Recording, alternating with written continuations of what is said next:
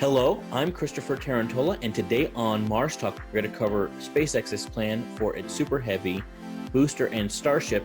The Senate Budget Committee chairman talks about NASA's cost and schedule. We're going to update you on the Planetary Society's solar sail mission, and then we're going to get into the University Rover challenge. Then later, on part 2 of the episode, 1 week later, we're going to talk with Matt and Lucas of the European Rover challenge. And we're also going to talk with them about Mars Society Polska or Poland. So that's all going to be really interesting and fun. But first, make sure you go to www.marstalk.org for all the latest episodes, social media, and links to everything in all of our episodes. Now, joining me today is Kevin Sloan here, director of the University Rover Challenge.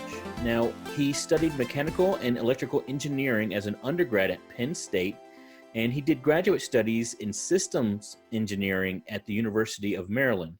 While at Penn State, he helped start a student chapter of the Mars Society, and they started working on a prototype rover there. As part of that group, he was then part of Crew 25 at the Mars Society's MDRS in Utah. Dr. Robert Zubrin, after seeing what they did, then suggested creating a challenge that could create the impetus for other universities to do the same thing. And as they say, the rest is history. He's been doing it ever since. So, Kevin, thanks so much for coming on the show. Hey, thanks so much for having me here. Absolutely. Believe me, the pleasure is mine. So we're going to just jump into the news at first. So first off, SpaceX's plans for its Super Heavy booster and Starship include plans to launch the Starship prototype from Boca Chica on August 24th. That's the very southern tip of Texas along the coast and the Mexico border. So that's going to be quite exciting to see how that goes. And then they also are building a couple other prototypes over in Florida in Cocoa Beach. Now, they also plan on making some changes to the historic Launch Complex 39A in order to accommodate the launch and landing of the new Super Heavy and Starship combo. And we got a little picture that we'll show everybody.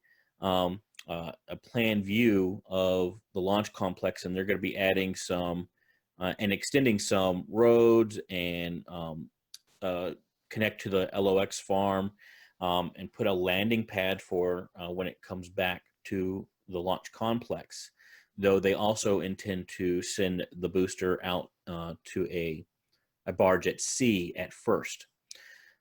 So that's all really interesting. Have you been following that very much? What do you got to say about all of that, Kevin? It's definitely been exciting hearing some of the updates that have been coming out of SpaceX. And, it seems like, once a week you turn on the news and you see another successful Falcon 9 launch. And then even more amazing that has become so pedestrian and routine seemingly is the recovery of these boosters.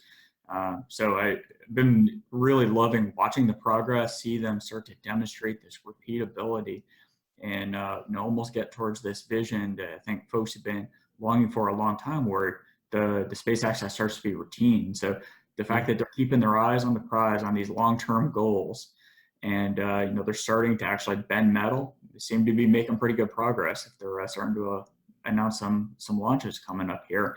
And the fact that they're just integrating this into the entire infrastructure that they've established and put in place is exciting, because it's no longer just these crazy PowerPoint slides that Elon's throwing up at whatever conference. Mm-hmm. It's something that's starting to become real now, and it's not going to be easy. It's not to say the first one's going to instantly set sail and be completely successful, but this is the time to start learning the hard lessons, see what works, see what doesn't work. So I couldn't be more excited to see this progress. Well, I mean, as an engineer, that's what you do, right? You make something, you see what doesn't work, you fix it, and you make something else that's better. Exactly, and that's kind of been the SpaceX way. Is they take failure seriously, but at the same time, they're not afraid to have some of these early failures. Agreed. And I think the biggest thing that really changes the game for what they're doing is the cost. I mean, they just announced, I just saw a tweet while I was waiting for you to come on, that they are going to allow a ride share for small payloads of like 1.5 tons for $2.25 million a pop. That's about the same payload as a Falcon 1 back in the day, but it's like a quarter of the price. Yeah, it's bargain. Take two if I had the money.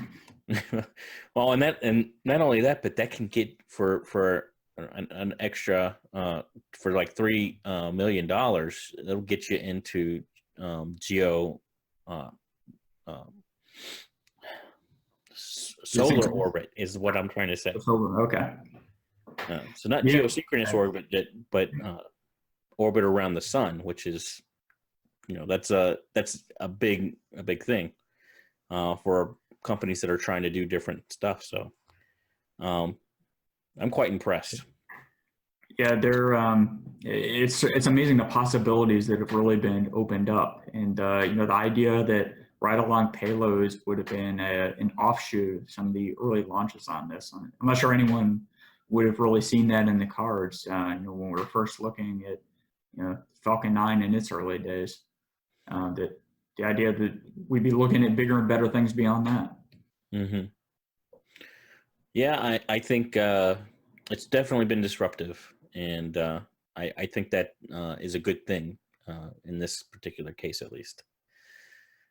All right, so let's move on to the next story here. We got Republican Senator Mike Enzi of Wyoming. He is the chairman of the Senate Budget Committee and sent a letter to NASA Administrator Jim Bridenstine. I believe the date was July 30th, or it could have been 31st. Please take that with a grain of salt, one of those 2 days. But he had issues regarding the slipping of cost and schedule performance on several of NASA's major programs. Things like the James Webb Space Telescope and the oft-hated SLS program, the Orion program, among others. Bridenstine was able to give a response. He, to paraphrase him, was basically saying that historically that is in fact been an issue, and he didn't deny that those things were happening, but that he is currently working on changing that culture. And he's like, I can only do so much in a year and a half time. And he also pointed out, as examples of him actively trying to change that culture, last episode we talked about he removed Bill Gerstenmaier and Bill Hale from their positions atop the Human Exploration and Operations Mission Director, which was kind of a little bit out of left field and a big deal. Gerstenmaier has been there for stinking ever and is kind of royalty, for lack of a better term. But, things are definitely changing at NASA. I actually think, generally speaking, the trajectory is for the better. Obviously, that doesn't mean we need to stop. People like us and very specifically Dr. Zubrin keep pounding that lunar toll booth and Mars Direct and all that. But I think it's at least heading in the right direction. It's not there yet, but we're closer than we were a year and a half ago. Yeah, there definitely seems to be a lot of momentum moving the right way. And certainly we were just talking about SpaceX. I think kind of getting the opposite perspective where you have this motivating force of somebody showing a different way of doing business has been, it's motivation in the form that it proves a different model can be successful and potentially even more successful depending on how you're looking at it. I think the difficulty that Bridenstine's really facing, and the senator had some excellent questions, but if you look at how long those programs have been around, James Webb Space Telescope is, 15 plus years.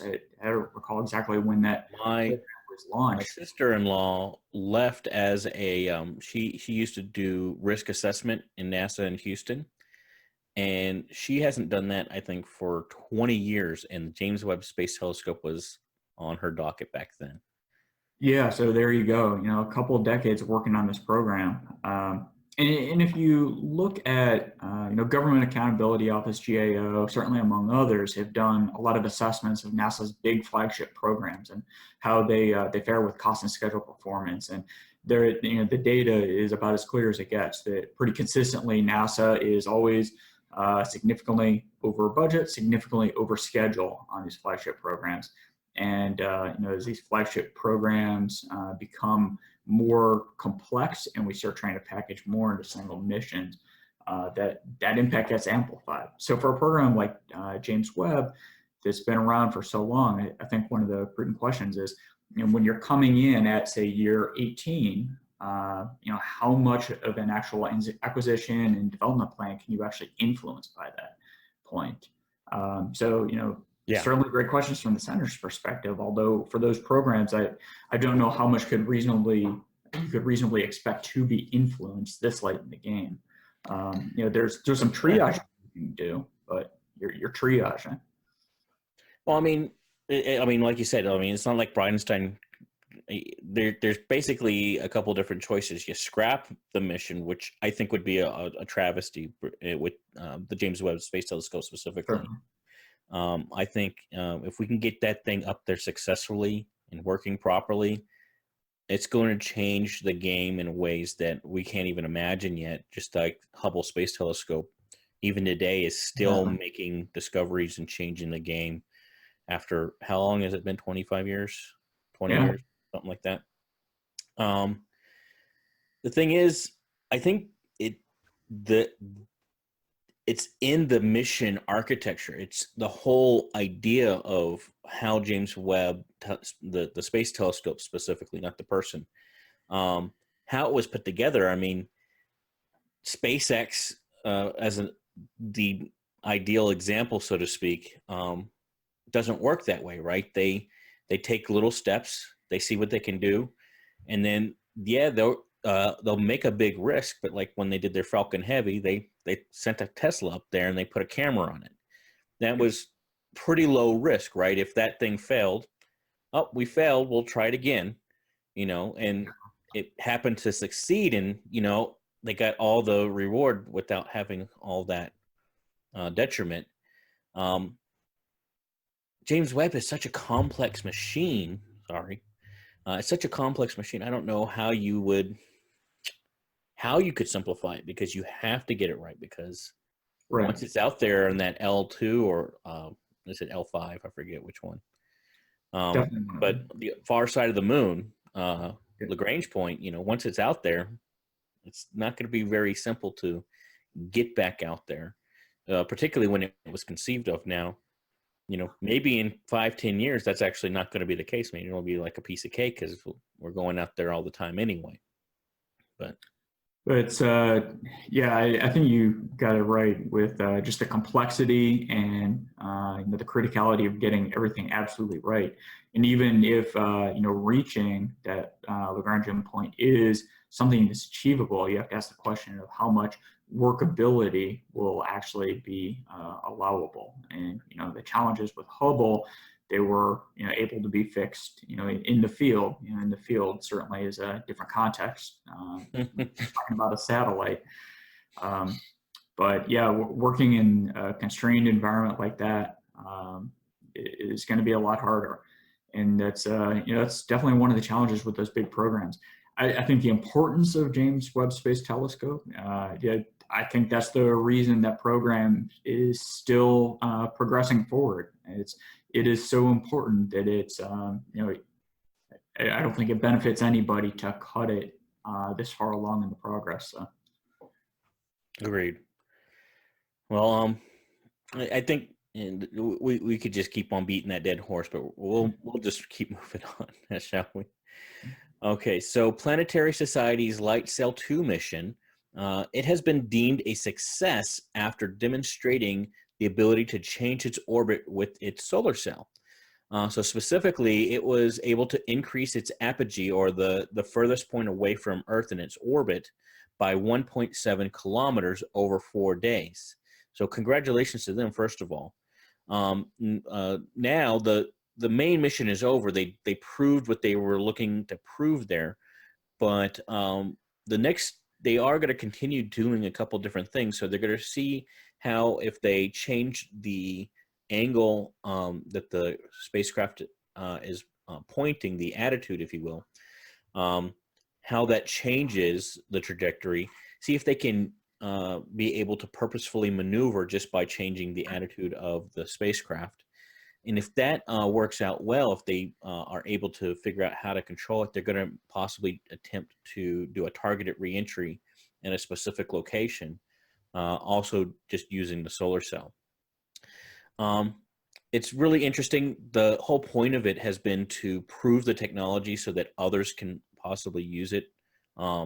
It's obviously very efficient, very low thrust, but get up there for peanuts relative to chemical rockets, and you could still be working out towards Pluto, though. At some point, you're gonna have to start figuring out, okay, it can only get you to so many places, and that kind of thing. Anyway, that being said, really successful mission there and pretty exciting. Yeah, that's definitely big hats off to another space advocacy group that's been able to actually get out there, do a hands-on project, actually demonstrate something real and applicable. And yeah, kudos to them. That's exciting. Indeed.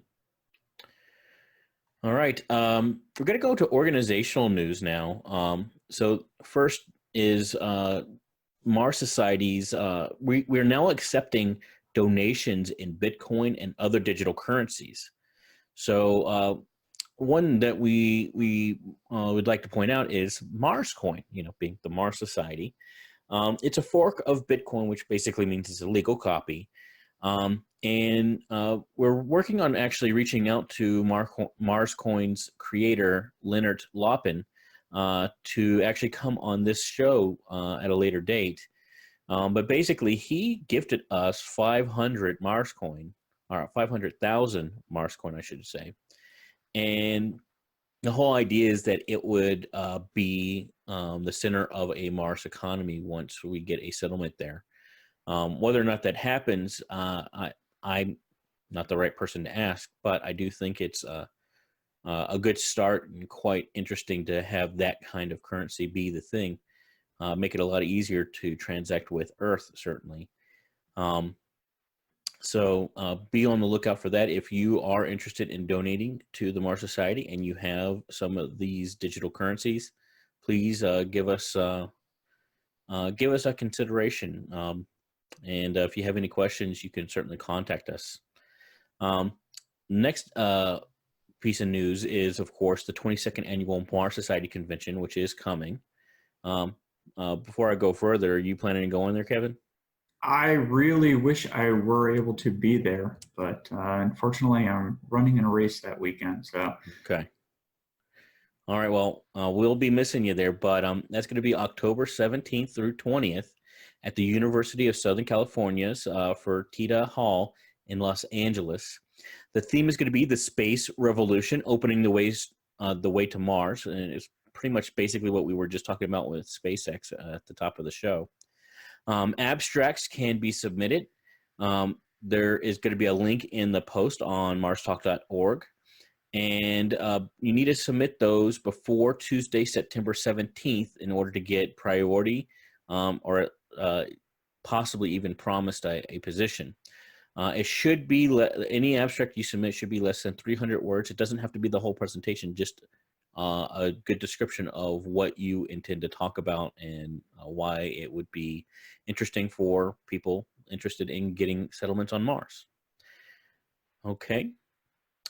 Chapter news. The Mars Society Canada chapter celebrated the inauguration of the Ontario Rover Rally, speaking of rovers, on July 28th.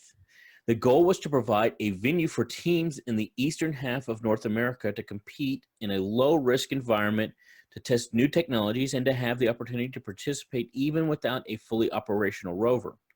The event was divided into 3 Mars-based challenges, the rover, design, and science.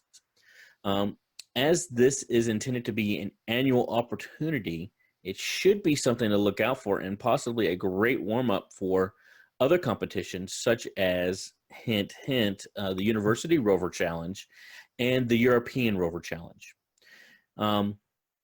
So, yeah, great on them for getting that started. Really proud of them. Yeah, and this was another great case of some students taking initiative and putting together an event.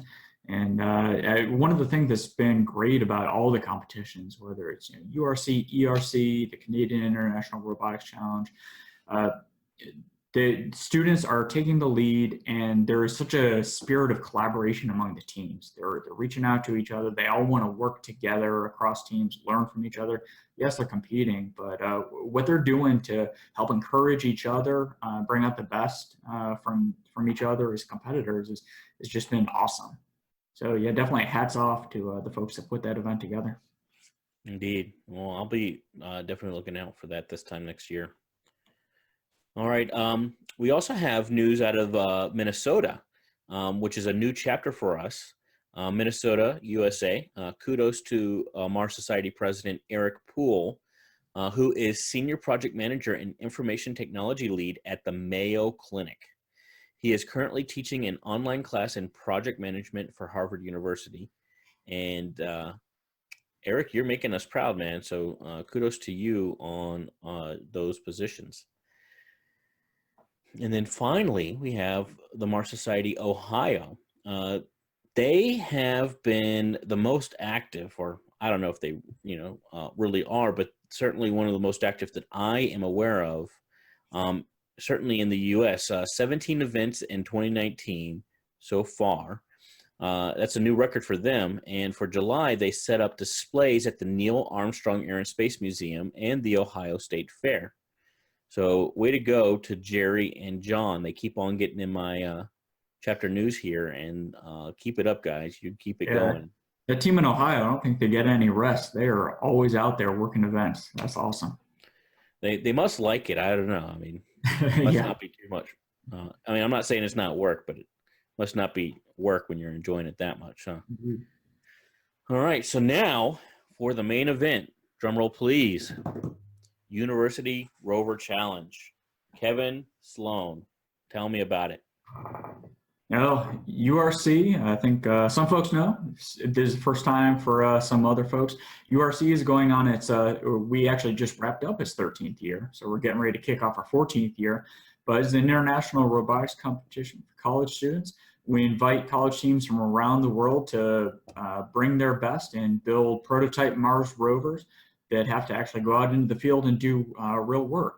And the best part about all of it is we invite all of our top teams out to the Mars Desert Research Station in southern Utah, put them into one of the best Mars analog sites in the world, and we get to beat up on their rovers for a few days and see which team comes out on top. And it is always exciting, and it is always amazing to see what the teams keep dreaming up and innovating. So how many teams did you have out there this last year, or this year, So for last year, for the 2019 competition, we actually started the year out with 84 teams that registered and were competing in the process. The year before 2018 competition, we started the year with 95. And so we're reaching teams from, I think, 13 or 14 countries around the world. We're hitting 6 continents. We're still waiting on Antarctica. They keep holding out on us, but hey, watching. But yeah, so what are they doing down there? It's not like they're doing science or anything. I don't know. Apparently, trying to stay warm and keep the lights on. But all kidding aside, we get these 84 teams from around the world. There's a set of rules that we put out at the beginning of the year, tell the teams what the rover is expected to accomplish. Teams work on their rover throughout the year, and then we have 2 milestone reviews throughout the year. And judges do down selections at each of those phases, and we end up with our top 36 teams. And our top 36 teams actually get invited to the competition out at MDRS. Awesome. All right, and I know I announced this a couple of episodes ago, but who was the winner in 2019? The winner was Impulse, one of our Polish teams from the Kielce University of Technology. So they have continued a very strong tradition of Polish winners. We've now had more winners from Poland than anywhere else. I think even anywhere else combined. Wow. Yeah, they were, what I talked to them earlier today, we'll see them next week as far as the audience is concerned, but I talked to them earlier in the day. They were really proud. I almost felt like they were talking about Texas for a second there, but then I realized it was Poland. I was like, oh, okay. When you hear when you hear anybody from Poland is familiar with the rover teams from over there, when they talk about what any of the individual teams do, or even what they kind of collectively as a collection of students across Poland, what they've been able to accomplish, it really is like listening to a Texan describe anything from Texas. There is a tremendous sense of pride, and they certainly do everything bigger and better there. We have tremendous teams from around the world, but yeah, Poland has built just an amazing reputation for themselves, and they really do take it as a sense of pride, which is great to see. Indeed. All right. So since we're just at the beginning, do you still have time to get in on the 2020? Absolutely. So we haven't even officially kicked off 2020 yet. So the way that the annual kind of project cycle works, so right now the judges are busy talking with each other. We are thinking our most evil thoughts right now, trying to figure out how rovers were able to beat our competition last year. It's kind of like a next level D&D competition. Yeah. And, the judges, we've got pride too. I talked about the teams, but, anytime the teams beat one of our events or challenges, we take it personally and we try to figure out how we're going to come back with something harder the next year. But, it's really all about looking for opportunities to help the students grow. And, once they solve one problem, we have to start thinking about that next problem. So in early mid-September, usually a week or two after Labor Day in the US, we'll release the rules for the next year, and that's kind of the official kickoff for the 2020 competition. And that'll be on your website, I assume? Yep, that shows up at urc.marssociety.org. There are links there. You can find us on Facebook and Twitter, and we'll have everything posted there as well. So yeah, the rules will go up. They'll outline the competition framework, and then we'll open registration probably in early October. And that the registration only stays open until the beginning of November. So we haven't announced that official date yet, but it's a short window in the fall. And the reason for that is as URC has grown and teams have been stepping up and taking on increasingly complex projects, it's really a disservice to prospective teams to allow them to wait until spring semester, for example, to start a project. If they start in spring semester, it's too late, and they're looking at the wrong goal. So we try to make sure teams really get off to a strong start in the fall. So that's why we have a registration cutoff in November. It never fails. Every year we get a couple of teams that try to email us, late November, early December, looking to be the one team that gets that extension and sneaks in. But it's a hard cutoff, because if your team isn't up and running and paying attention to deadlines by then, you're caught flat-footed and everybody else is at a sprint. So the time to start getting prepared is now. It really is. And so there are definitely teams that will start up in August or September and have shown success. Northeastern University last year was a great example of a new start team that in their very first year being organized, not only did they put together a successful rover, but they actually qualified for the finals, which is very unique. A lot of times what we see is, and there are a lot of teams that will email us, and we've been in discussions with, where there are teams that formed in 2019, during that 2019 season, did not apply or register for 2019, but always had the goal on being ready to register for 2020. So a lot of teams are really thinking more than a year ahead for the competition. Now, that's not to discourage any teams that really have the resources in place. But if there are any freshmen or sophomores out there, or even high school students looking forward to college, it's definitely never too early to start thinking about what you're going to do and what ideas you have for building a rover. So what kinds of things, they don't know what challenges are up yet. So it's not like you can start designing the actual rover yet. I guess you can maybe do a base chassis design or something, but that might have to change depending on what you have them doing. Yeah, what kinds of things should they be looking to do right now in order to be successful? Yeah, so there's a lot of commonality that we have between the rover requirements and the rules year to year. And we try to make sure that we aren't introducing new rules that will completely catch teams off guard. So there are certain requirements of the base rover. The rover for any task is required to be less than 50 kilograms. We started introducing some dimensional requirements for it. So when the rover starts, it has to fit inside of a 1.2 meter square on the ground. We've only constrained it in 2 dimensions right now. So those are some things that are expected to carry over to next year's rules. A lot of the tasks, there's commonality between the tasks. And when we're coming up with the tasks each year, we really try to think about what the different disciplines are that we want to progress with the rovers. If you look at the field of robotics, really the 3 most or the 3 areas of primary focus. If you're building a rover, you need some sort of mobile chassis that is able to help the vehicle physically traverse over the grounded MDRS. So the grounded MDRS is a constant. The teams already can have an idea of what to expect there. It's not going to be some sort of new terrain. It's not going to have to be a robot that swims across water. So teams generally know what to look for there. There's no water to swim across on Mars yet? Well, that's only after we get to the polar ice caps. So maybe in a couple of years. If we get Antarctica involved, we have a great test ground there. So. Well, don't we have an analog that's, is it Greenland?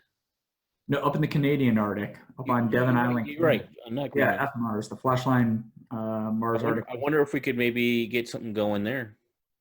That ice.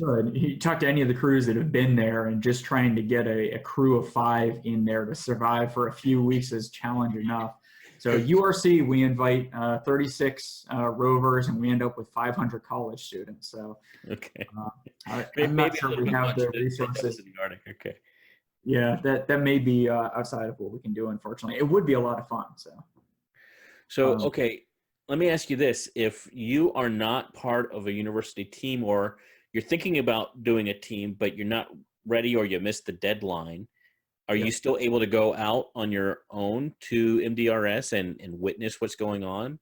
Well, the hard part about MDRS is, for those that aren't familiar with the environment, it is out in, we tell people you're heading out to the middle of nowhere, and then you're going to take a right turn and drive 3 miles past that. It is in one of the most remote regions in the country. It's down in southern Utah. It is near the small town of Hanksville. It's a town of 200. And you head about 7 miles out of town into you're completely off the grid. It's several miles down a dirt road. And so there's really not a lot of infrastructure. We don't really have resources. So it's a long way of saying we don't really advertise this as being a spectator-friendly event. There are certainly different guests that we've been able to host out there over the years. There have been some teams that have been able to send a representative or 2 in the past. A team that doesn't quite make the cutoff, we'll usually allow them to send 1 or 2 representatives just to get a feel for what the actual field event looks like. So what about any kind of video or live streaming? Do you all post that kind of thing after the fact, so that you're not going out there to participate, but maybe you can watch some of what's going on after the fact? Photos and videos are absolutely the best way to get some of that. So live streaming, we don't have internet connectivity out there. There's a marginal satellite connection that we're waiting for Elon and Blue Origin to get their systems up, right? I will wait for their phone call. No, I know some of the other rover challenges that host in more urban settings have connectivity, and they're able to live stream, which is awesome. Wish that we had those resources, but we have a lot of our photos up there now. There's a lot of videos. The teams actually do a really great job of putting videos online. So if you just go into YouTube and search for University Rover Challenge or URC 2019, you're bound to find lots of good things from the different teams. Awesome. Okay, so I think that really covers the thing. So tell me, maybe use 2019 as an example. What kinds of things are you actually having them do? Like, what are some of the tasks that they had to overcome? What was a piece of cake for the teams? What was like, we could just keep that one for 2020 because they couldn't even touch it yet. Yeah, so the task we had for 2019, and these have followed a kind of a constant theme for the last couple of years. So there are 4 different missions that the teams compete in. One was the Extreme Retrieval and Delivery mission, this is really the one that exercises rovers' performance and their ability to drive fast across the desert and do work. So in the area close to the MDRS habitat, we have kind of across that wide expanse of land, we have a bunch of surrogate astronauts, just stuffed simulated spacesuits that we have sitting out in the field, and then we have a bunch of tools located in different locations. And we give teams some coordinates, some instructions, and it's their job to drive around as fast as possible, find the right tools, deliver them to the right astronaut. Some of the cases, astronaut is holding up a sign with the tool they need, so you have to go to the astronaut, find out what they want, drive off, find the right tool, bring it back to them, and do that as quickly as they can. And does this have to all happen autonomously, or is it somewhat like what they're having to do with the InSight mission, where they move the thing, they look, even though it's 30 minutes later, and then they tell it to do something else, and then they look. How is that? Yeah. So that's actually a great question. So the context for URC is that these are rovers that would be supporting some of the early human crews on Mars.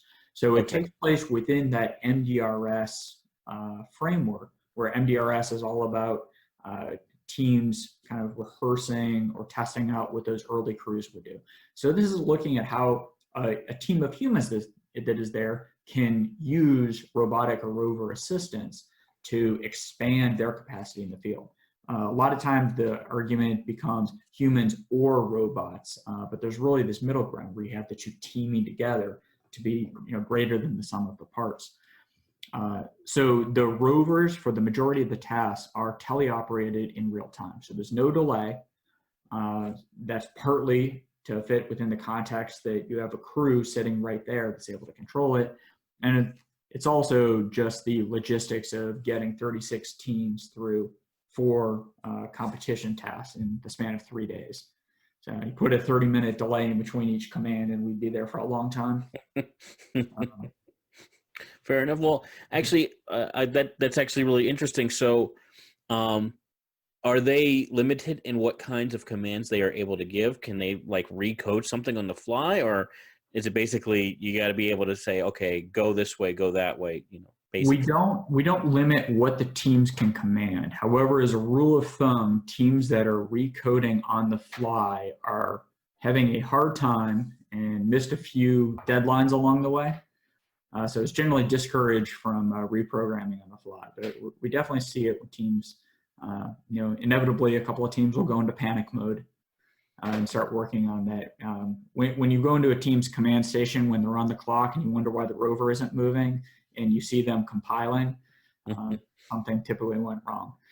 Now, the one task, you mentioned autonomy, we have an autonomous traversal task where we've been starting to really push teams with autonomy, because certainly anything that a rover can do autonomously just decreases workload on the driver, and they don't have to take care of as much of the mundane operations. It's also a great area where I think students have access to a lot more resources now, so it's really an achievable engineering goal for these teams.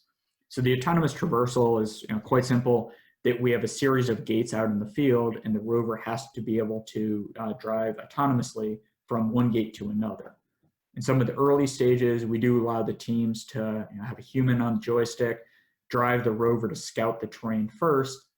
They can make any decisions, if they need to program in waypoints along the way, something like that.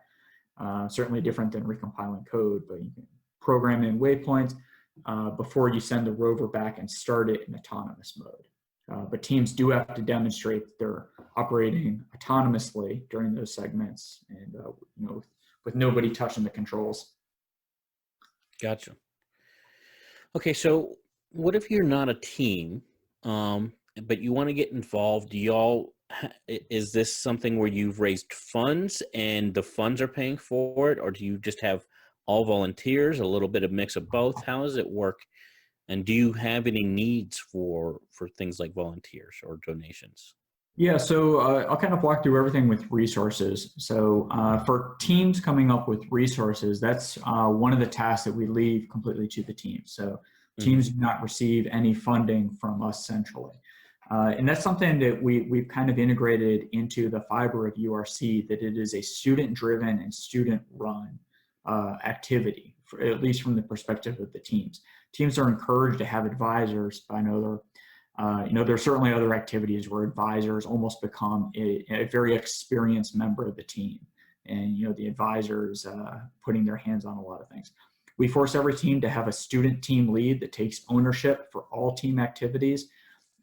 Students are required to do all their own fundraising, manage their own budgets, handle their own logistics, handle all the administrative details that make program management fun and exciting, which ends up being a great learning opportunity for them.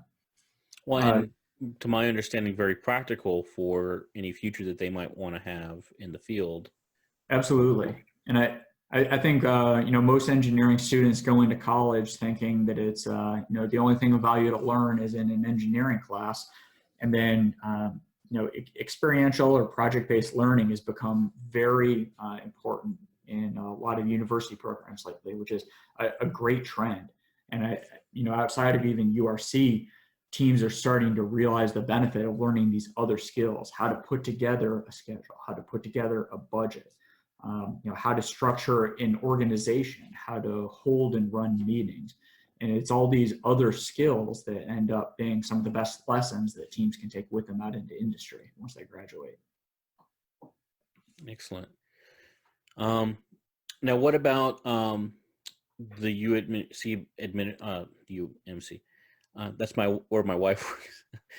URC. What about the organization itself, the administration, if you will?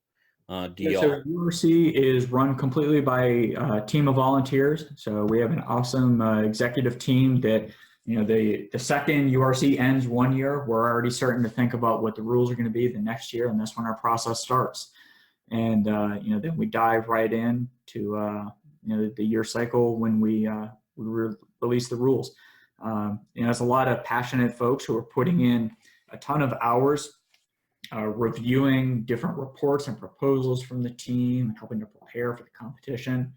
And then folks are taking time out of their own schedules. A lot of folks are taking time off from work so that they can travel out and spend a week out in Utah, and certainly not working short hours by any stretch of the imagination when we're out there.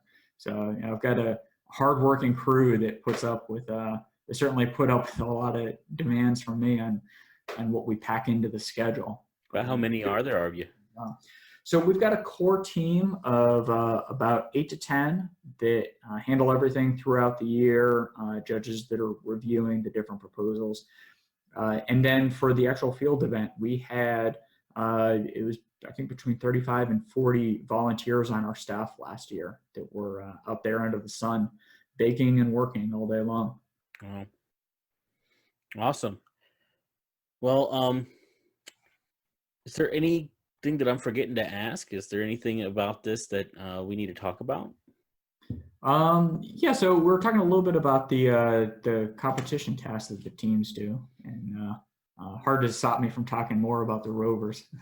One of the tasks that's really fun that we force the teams to do, there's a science mission the teams have to do, and we've always had a field science component for some of the tasks at URC. And the biggest reason for this is it forces teams to expand from just being a small team of engineers to looking outside of engineering and having to work with field scientists.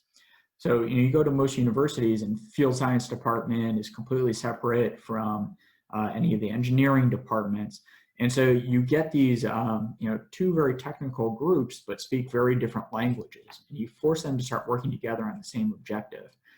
And we have a task that is, the requirements are established by astrobiologists who have a really good understanding for what you would want to measure, what you would want to analyze out in the field with your rover. And it's very similar to what the actual Mars rovers that NASA sends up are doing, where they're looking at what are the scientific requirements, and then how do you build a system to accomplish those tasks. For those of us that are engineers, it's really easy to say, oh, I'm going to build a cool robot that does X, Y, and Z.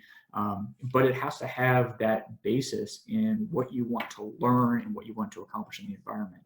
So forcing teams to kind of expand their horizons. And we always hear teams talk afterwards about having to learn on the fly this requirements-driven process. Where you're working with scientists. Scientists have to be able to articulate what it is they want to accomplish out in the field. They have to come up with experiments, and then there's a trade between the scientists and engineers, what they want to sample and measure versus what can actually be built and implemented with the budget and schedule constraints. And they have to find some way to come to a balance of the two. And then, all the way through the competition, they have to make sure that the system is working correctly and it's meeting the scientists' needs. So that's always a fun task. And then the last task that I didn't mention is certainly become a fun one over the years. And this deals with manipulation and anytime you have an arm on your rover and what it can accomplish. So we've worked with one of our sponsors, Protocase. They're a tremendous group of folks. They are a manufacturing company up in Canada. And they've been helping all the teams out. They'll do, as part of their sponsorship package with URC, they actually will do custom manufacturing for some of the student teams to help them with some really exotic parts that they might not be able to produce themselves. But they also helped us build this tremendous lander frame. And essentially it is just this massive lander with flat panels on it. And every year we start thinking about what are the new knobs, bells, whistles, and other challenges that we're going to put on these panels. And it's all about forcing teams to do different operations that would notionally have been designed for a human to accomplish. It really reminds me of the DARPA robot challenge.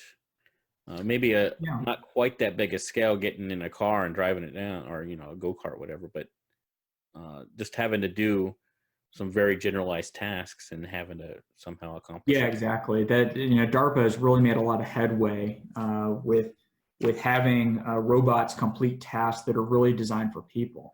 And thinking back to the times when I've been on crews out at MDRS, I remember some of the most frustrating things were when you're in a simulation environment and you're having an issue with your generator or any other piece of maintenance. Now, we use generators out at MDRS, but there'll be an equivalent system outside of the habitat on a Mars mission. You have to go out and just do some routine servicing on.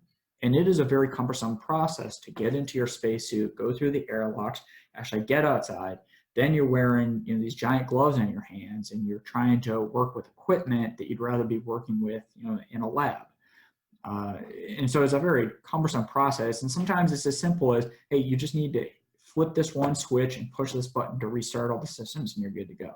Sometimes it's a little more complex.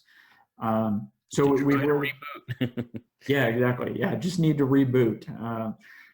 So yeah, we've been trying to look at what a rover can actually do, and yeah, it's been fun to see. We force teams to do some pretty intricate operations with their arms, and it's the easier tasks are just flipping different switches, but they have to actually open service panels, access different things that are inside that service panel there. They have to be able to type on a keyboard, respond to prompts that are coming up on a screen, pull out assemblies from the lander, insert new ones.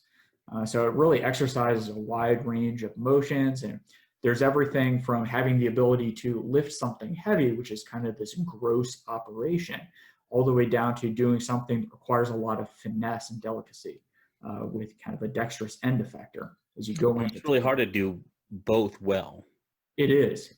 And that's some of the fun is, teams are able to, it's one thing to do one thing well, but to have a system that can do those two extremes really well is definitely a design challenge. Awesome. Well, tell me a little bit about what you've seen as far as, we mentioned it earlier, but what you've seen when teams are done, they're got members that are graduating, what have you. How has that affected their ability to go out in the real world? Do you have any people that are working out at something like JPL or any other place of note that started their career off doing the University Rover Challenge? Yeah, there's I run across so many students that have moved on to do great things, and a lot of folks that stay in the space industry. Certainly, a number of folks that have gone on to JPL and really kind of credit their work on their individual teams. Is that's the signature takeaway they have from their college experience. That when they're trying to market themselves and trying to get positions after the fact, I think being able to walk into an organization like GPL and show those credentials that you've actually been through a full project life cycle, that you've been in project management roles, that you've had experience working with prototype Mars rovers. Those are a lot of very attractive skills. We've seen a number of folks go off to SpaceX. It's certainly a long list of folks that have headed different directions and all doing some really exciting things. That's fantastic. All right. Well, I think that's everything. Correct me if I'm wrong. Hey, I could always talk about the different permutations of rocker bogie suspension, but okay, rocker bogie suspension. That sounds funny. Yeah. Well, it's fun watching what teams have done with taking something as simple as the rocker bogie suspension. It's been a part of most of the NASA rovers, and it's something where there's the NASA way of doing a rocker bogie suspension, and people have one vision in their mind. But teams have taken that one area, and we've seen almost every permutation on that, many of which we didn't even think would exist. So just kind of watching the innovation that can happen when you set 84 college teams loose on one small trade space. Well, you're gonna have to send me some sort of picture or short video of what that is, so that people like me watching this will even know what we're talking about. Yeah, so if you ever look at a picture of the NASA rovers, you have a standard six-wheel rover. Yeah. And you'll generally have two wheels that are kind of this inverted V, where you have two wheels. And then there will be another appendage coming off where you have your third wheel on any given side. And so you have your rocker with the two wheels that can go back and forth, and then your bogie, which is kind of an independently mounted system there. Okay. Which, when you present it like that, you would think, okay, that's how you build a rocker bogie. That's the one variation of it. But there's so many creative approaches you can get into with how you handle interplay between those different wheels, different ways of actuating, the suspension systems between them. You are totally geeking out right now. Oh yeah, it's hard not to, especially when you see the passion of the teams, what they put into this. If you're watching this and what he was just talking about is you're like, yes, that's what I'm talking about, you need to consider, getting in on this. And even if it's not this year, get in on it next year. Do what you can. That being said, that's it for part 1. We'll release part 2 exactly 1 week from the release of this episode, or this part of the episode, on Friday. Make sure to tune in next week, and we will continue with the European Rover Challenge out of Poland. So they started off as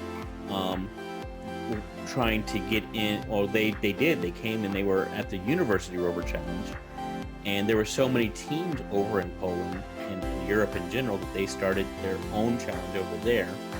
And it was really interesting talking to Matt and Lucas about some of the things that are similar, but there are a lot of things that are different as well. And there are a lot of teams that go into both, right? That come to the University Rover Challenge, compete, and then they go over to Europe and they compete over there as well. So definitely look out for that episode. We also talk about the chapter, Mars Society's chapter in Poland, Mars Society Polska. And it was a really interesting time with those two guys. They were great.